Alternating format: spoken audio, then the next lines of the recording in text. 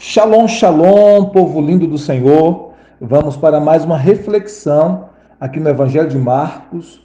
Hoje estaremos meditando em Marcos, capítulo de número 3, versículos de números 13 a 19. Esse texto nos fala sobre a escolha dos 12 apóstolos de Jesus. O texto sagrado diz assim: Depois subiu ao monte e chamou os que ele mesmo quis, e vieram para junto dele. Então designou 12 para estarem com ele e para os enviar a pregar e a exercer a autoridade de expelir demônios.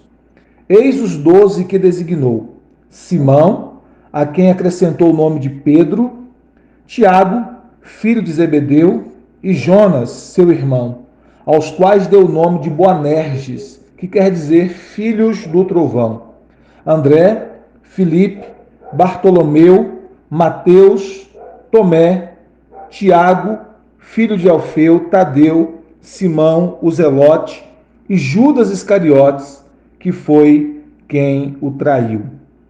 Esse texto tremendo que fala sobre a escolha dos 12 apóstolos de Jesus Cristo, nos informa logo no versículo 13 que Jesus subiu ao monte. E ele subiu ao monte para orar, como de costume. Nos outros textos paralelos de Lucas e também de Mateus nos informam que Jesus passou uma noite inteira em oração antes de escolher os seus 12 apóstolos, antes de escolher os seus 12, aqueles a quem ele estaria designando para estarem com ele para pregar.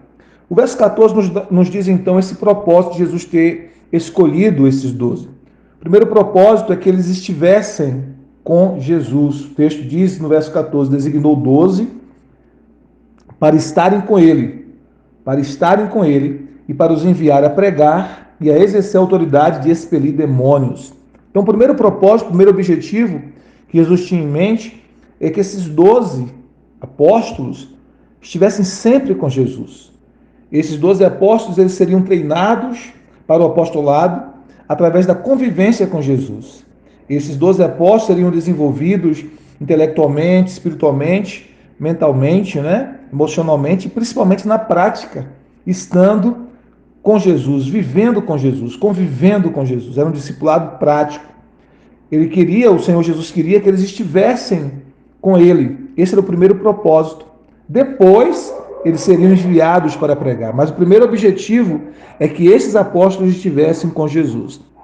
Eu acredito que essa verdade não se aplica apenas ao chamado dos apóstolos principais, mas, na verdade, cada discípulo de Jesus. O desejo de Jesus, primeiro, é que cada discípulo esteja com ele. Claro que não fisicamente, como os apóstolos do primeiro século, mas espiritualmente, que nós possamos conviver com Jesus, viver com Jesus, ter relacionamento com ele, ter intimidade com ele, aprender a ouvir a voz dele. Eu acredito que esse é o primeiro chamado de Jesus para cada um de nós. O texto diz no versículo 14 que designou 12 para estarem com ele e para os enviar a pregar e a exercer a autoridade de expelir demônios. Mas observe que o primeiro princípio aqui é estarem com Jesus, é o que Jesus deseja, que tenhamos essa intimidade, esse relacionamento, essa convivência com ele, estejamos unidos com ele. Depois, o texto diz que eles foram enviados também para pregar, para compartilhar o Evangelho. Esse pregar aqui era a proclamação do Evangelho, das boas novas, das boas notícias de Deus em Cristo Jesus. E também para exercer a autoridade de expelir demônios, porque esses discípulos, esses 12, foram usados pelo Senhor para trazer libertação sobre as pessoas que estavam oprimidas, que estavam possessas, que estavam debaixo de opressão e possessão de espíritos malignos. Mais tarde, lá em Marcos 16, a partir do verso 15, Jesus disse para todo crente, e aí não só para os 12 apóstolos, mas para todos os crentes, para todos aqueles que creem, ele diz: ide por todo o mundo e pregai o evangelho a toda criatura.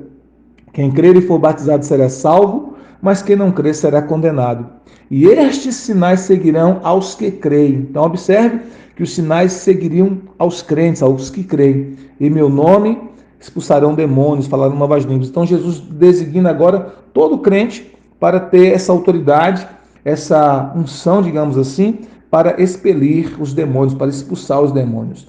E A princípio aqui somente os 12 haviam recebido essa autoridade, mas agora, lá em Marcos 16, todo crente recebeu essa autoridade para expelir os espíritos imundos.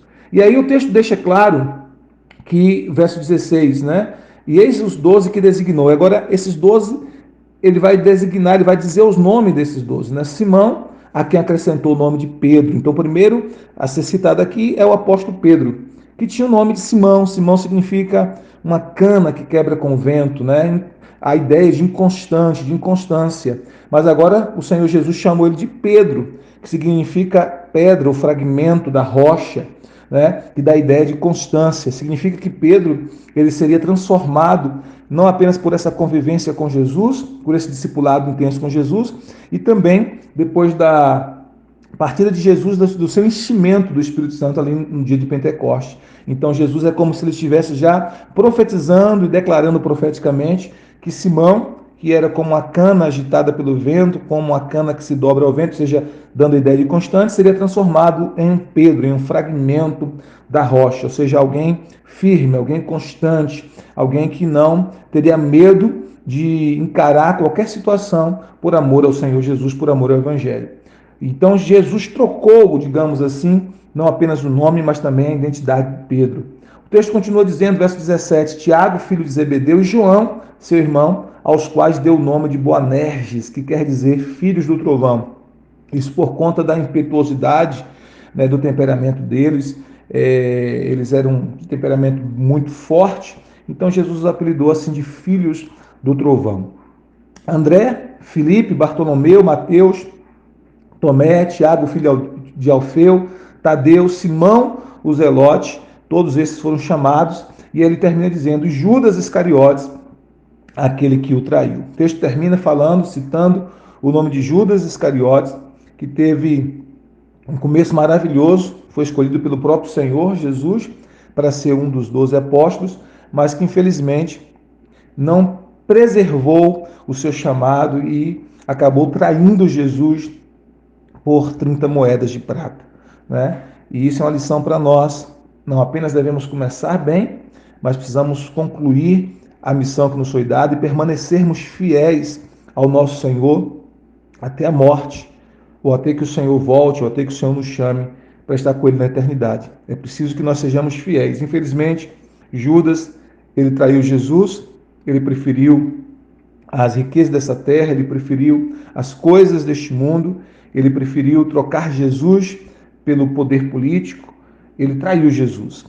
É uma lição para nós. Nós precisamos nos manter em coração humilde, quebrantado diante do Senhor, para que nós também não corramos o mesmo risco que Judas cometeu de trair Jesus. Que nós possamos permanecer firmes em nossa vocação, firmes em nosso chamado, firmes nessa convicção de que Jesus Cristo é o nosso Senhor, o nosso Deus, e que devemos servir somente a Ele e a nada mais.